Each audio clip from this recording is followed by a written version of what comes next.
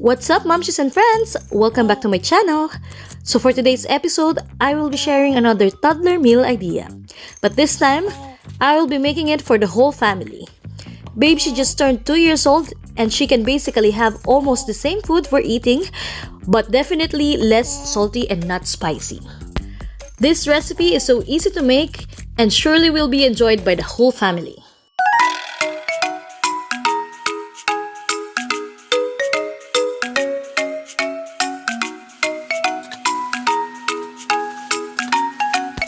First, bake some frozen breaded meat in the oven for about 25 to 30 minutes. Chicken nuggets is also a great alternative.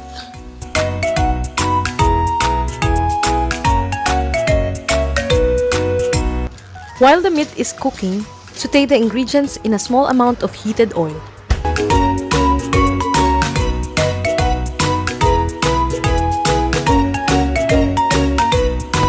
Mince the garlic and slice the onions like in this video.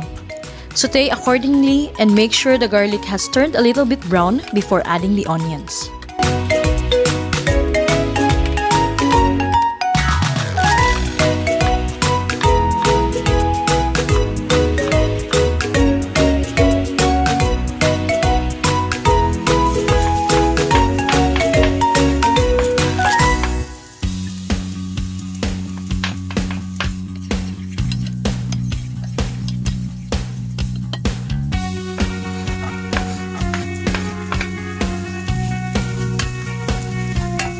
Lower the heat before peeling and cutting the vegetables.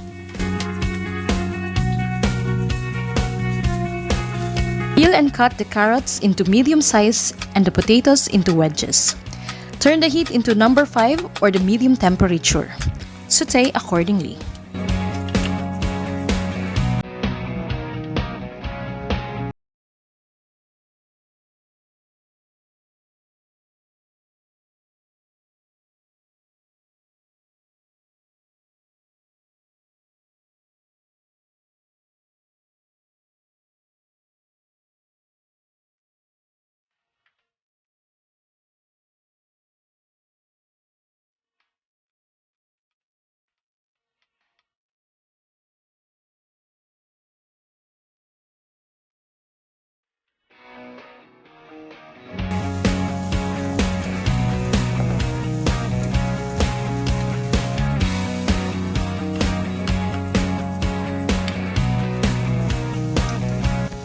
Add the coconut milk, bay leaf, fish sauce, and curry powder.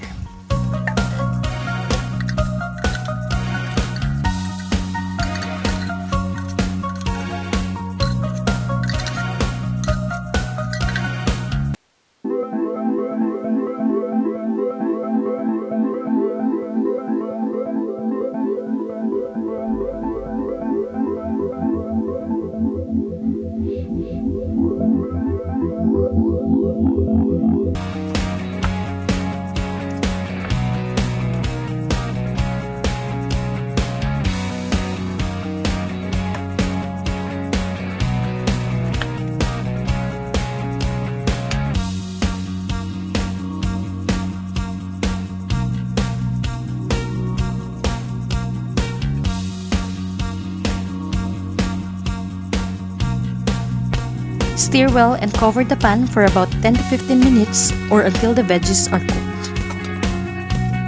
Around this time, check your meat and remove it from the oven and set aside.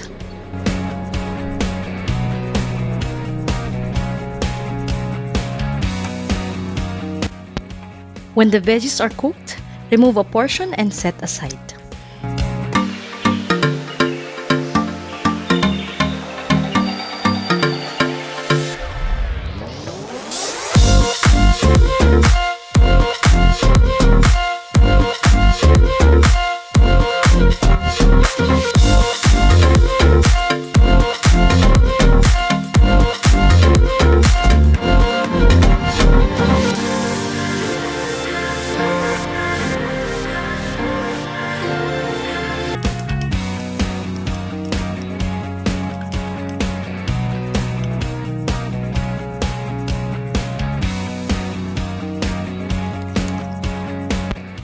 Mash the small portion of sauce veggie mix and blend it with rice.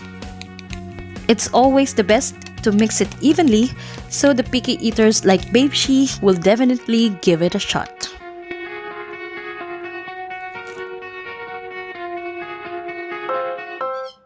Lastly, top it with the chicken dinosaurs.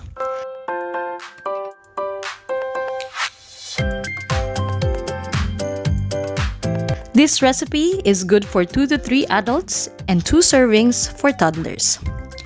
Finally, serve with love! So let's try it, Momshies! Sauce. Ang sarap. Curry na curry. Tapos may meat ka. Dinosaur. Ay, bubo si bebe. Yung dinosaur. Kain yung dinosaur. Malutong.